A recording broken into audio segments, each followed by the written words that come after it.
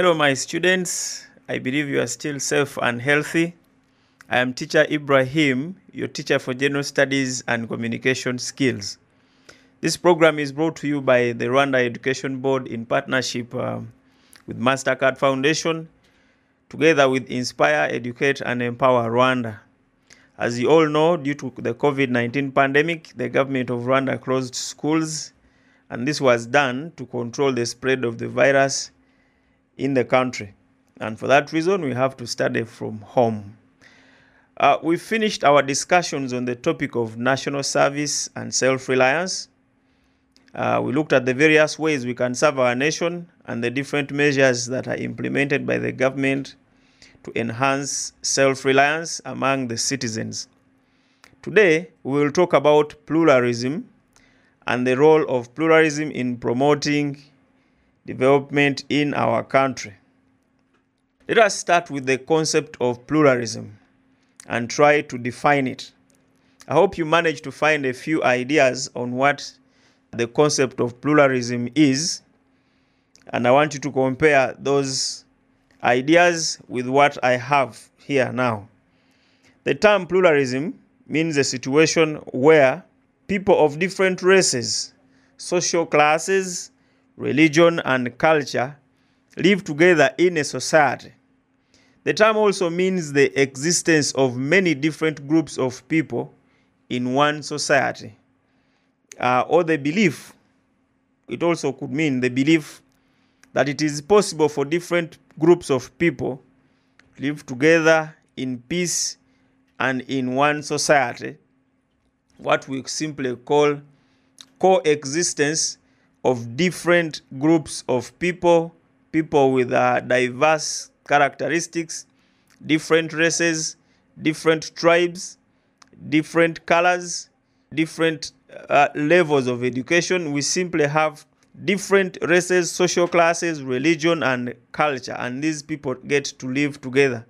That is what we call pluralism. Now, pluralism deals with respect for diversity. Diversity means difference. This means you respect the differences in the different aspects of life. What we call diversity means that all people have different characteristics, and we have to respect the difference or the differences in our characteristics, especially when we come to the different aspects of life. These different aspects of life could be education, it could be places of origin, it could be levels of wealth or income, it could be in terms of our family backgrounds, even religion. There could be differences in religion, but we must learn to coexist, because pluralism is based on dialogue, peaceful coexistence, and respect for these differences, which are very common in human life. They are part of life. We call it being inherent. These differences are part of life, and we cannot do away with them.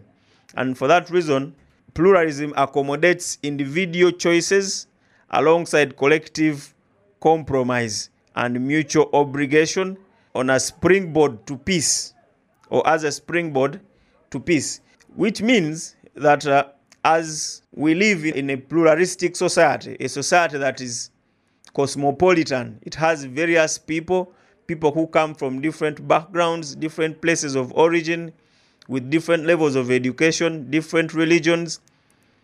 We have to compromise and understand each other in terms of our differences and ensure that we use this compromise as a springboard. Those of you who don't understand what a springboard is, there is a sport called swimming or diving. It's actually called diving. These people who dive use that springboard to gain height and momentum as they dive into the water. And it should be a starting place. It should be something that gives us a way forward in terms of achieving peace, stability, and human development. Now, pluralism is also an ideal model of democracy in a society where all the different groups of people are able to give their opinions and ideas without fearing that somebody else is going to ridicule or make fun of them because of their opinions. Sometimes we may think another person's opinion is stupid. We may think another person's opinion is laughable. But in a pluralistic society or in a democratic society, because we have been looking at democracy and trying to understand, we have seen that democracy accommodates all people's opinions. Every person has a right to their opinion, and they have a right to have respect for their opinions. They must be respected.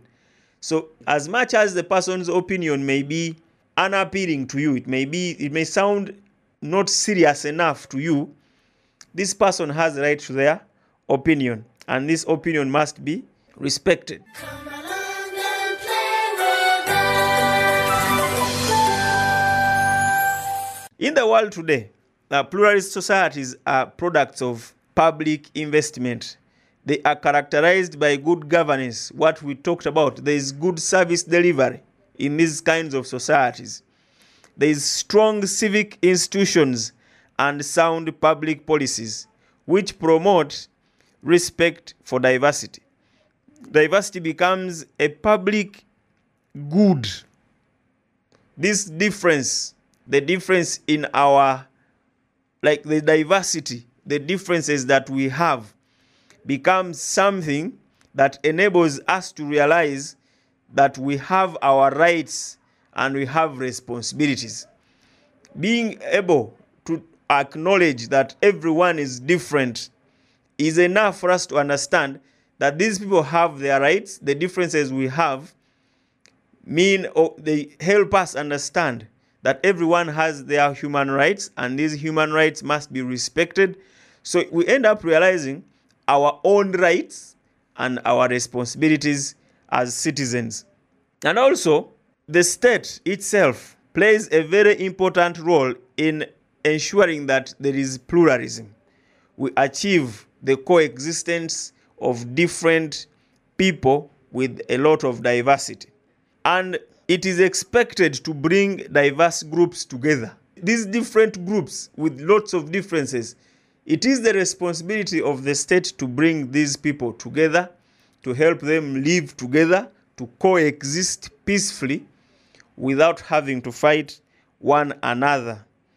And lastly, it should also ensure that all available public resources, it's the duty of the state to ensure that all public resources that are available are equally and equitably allocated to different sections of these people, regardless of their differences, so that we don't discriminate against people. It is the duty of the state to avoid the possibility of discrimination between people or among the people that the government leads. Come along and play with us. Now let us talk about the different forms of pluralism. There are basically two forms of pluralism, and these are the common ones in the world. And these two are the natural and chosen pluralism. There's natural pluralism and chosen pluralism. The natural pluralism is the one that is God-given, and we have no control over it. So in most cases, we are born, or generally, we are simply born with this pluralism. For example, we have what we call ethnicity. You may find that maybe we are different races, we are different tribes, but we must live together. We have men, gender. You have men and women. They must live together. There is no way a person determines which gender they will be, because it is God who determines for us. There is no way you will decide which nationality you will be. It is God who will decide for you. There is no way you will decide which race you belong to. There is no way you will decide which height you are going to have, because this is something that is given to you. Our innate, or what we call inborn characteristics that we simply get naturally. You will not choose how tall you are going to be. it is God who will determine, and maybe what we call genetics. And there's no way, unless maybe there's a scientific way you can control genetics and change. And those who manage to change these things, you find that at times you end up feeling out of place because you are not totally there and you are no longer here. Anyway, the second one is the chosen pluralism. This form of pluralism is based on the choices that we make as individuals. One can choose either to belong to something, to become something, or not to become whatever it is. For example, political affiliations. We make choices on who to support politically, which political party we belong to, and who we will support, whether we will become politicians or not. All these things, to belong to a political party, it is about the choice that you make. So political choices, religious choices, which religion you may be born a Muslim, like I was born a Muslim, but at the end of the day, you may choose to change and become a Christian. You may have been born a Christian, and then later in life, you realize, okay, maybe being a Muslim might be better for me. So you change and become a Muslim. These are different choices that we make, and it is just our fundamental human right to make these choices. It is not like if you are born a man that you can end up choosing to become a woman. It may not be very easy for you to change that. If you are born short, it may not be very easy for you to change and become tall. You may not choose that, but there's something that you can choose. Politics, religion, occupation or profession. We choose these ones. Our ideological ideas and views regarding various things. For you, you may not believe in being fat, while another person may believe being fat is something okay. When I was growing up, we used to think that being fat is something very good. That if you are fat, then people will think you are rich. But right now, when you grow up, you realize, okay, being fat is maybe an inconvenience in a way.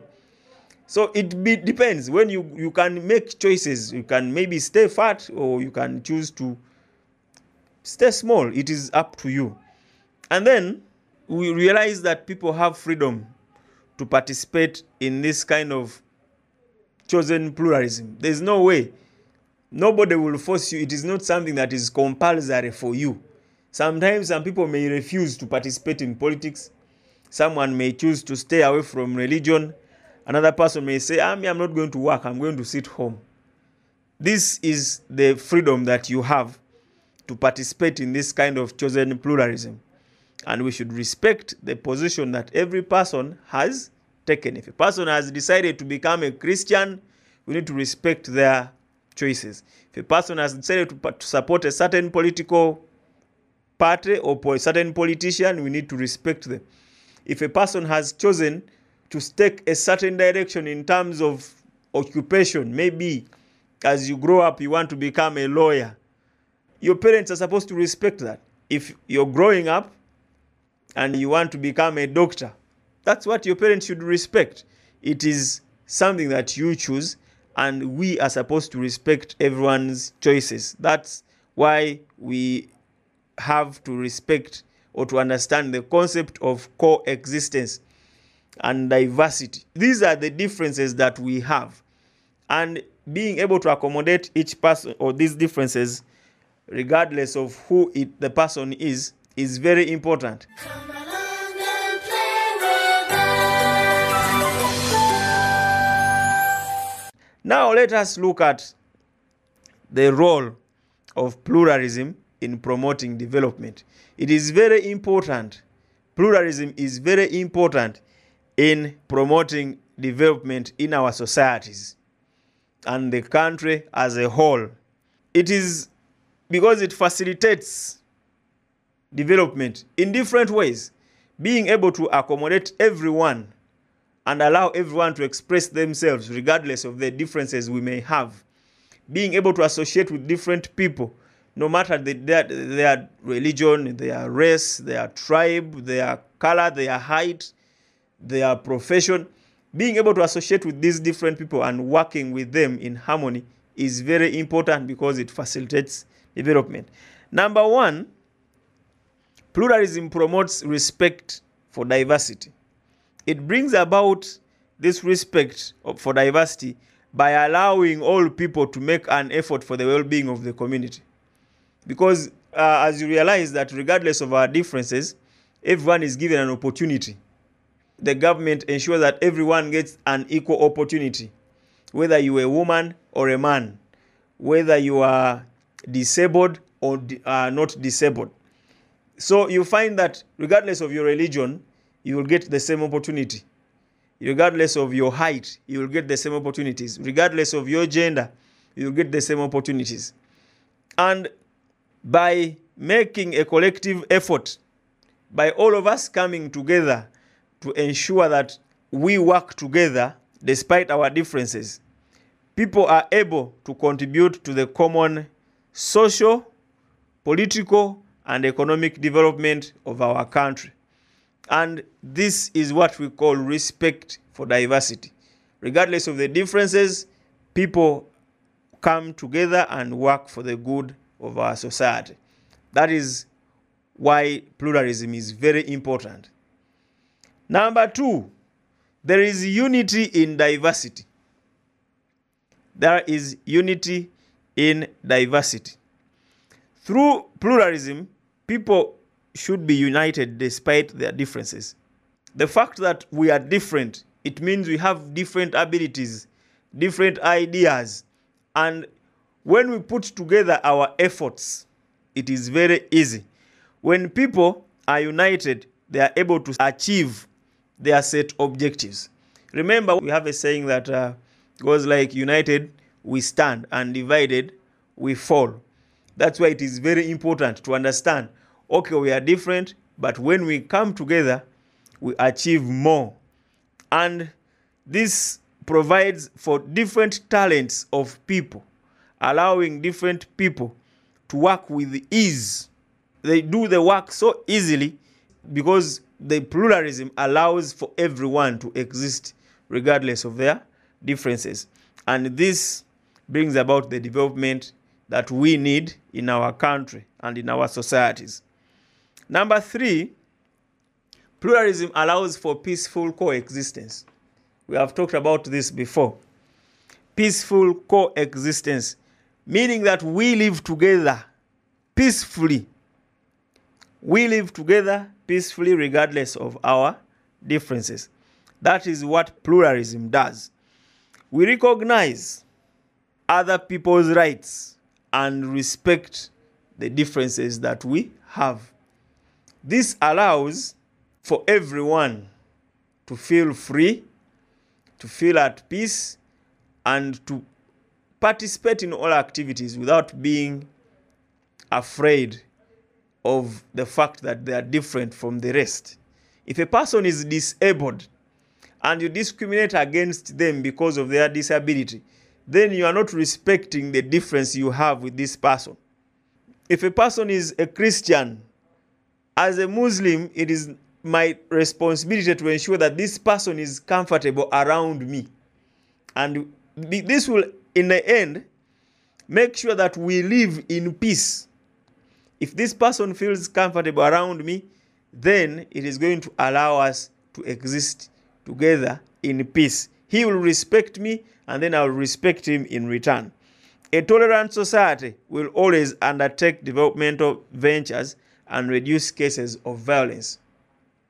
We will not be fighting. There will be no violence, and there will be mutual understanding of whatever each person's interests are. Come along and play with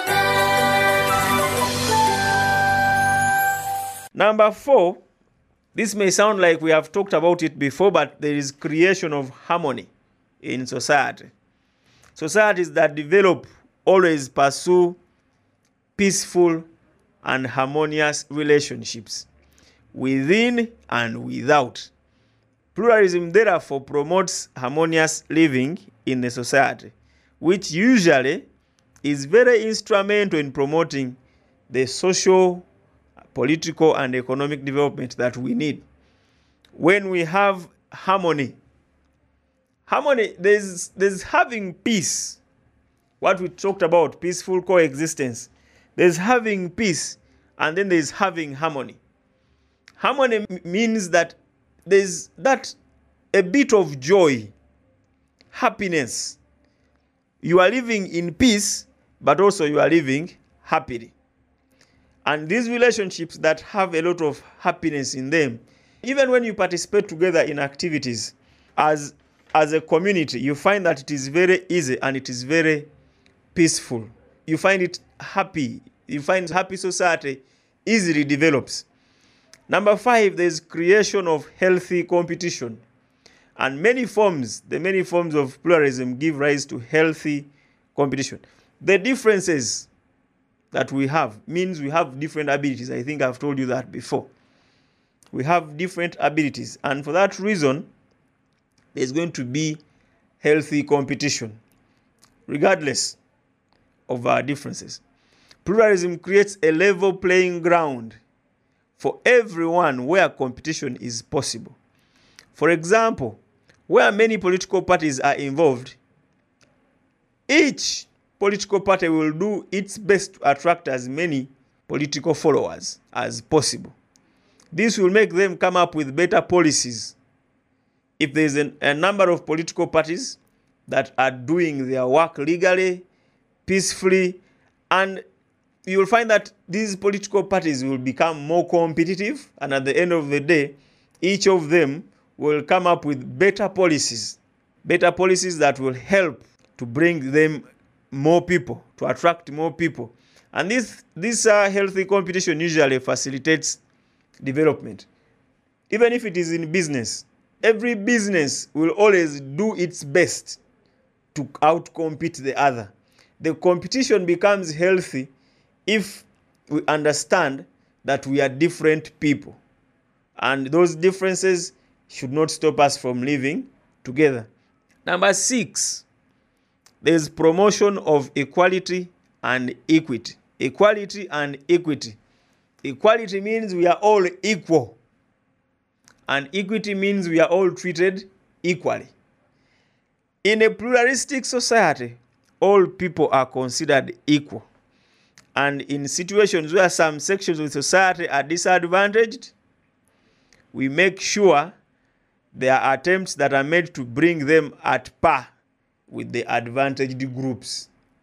That is why, by understanding our differences, we may have disabled people, we may have people who are not very well off financially, very well off in academics or education.